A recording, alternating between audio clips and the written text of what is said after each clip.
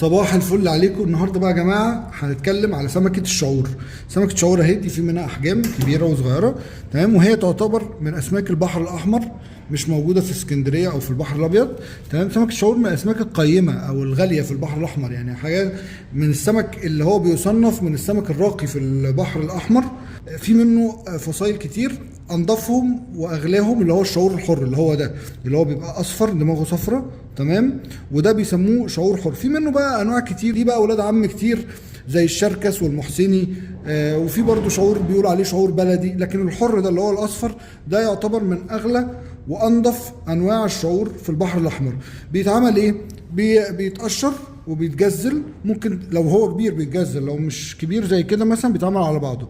اشهر حاجه ليه انه بيتقلي، تمام، وممكن يتجزل ويتعمل زيت وليمون، وممكن يتعمل سنجاري، بس هو اشهر حاجه ليه ان هو بيتقلي، والشوربه بتاعته تحفه. في ناس بتاخد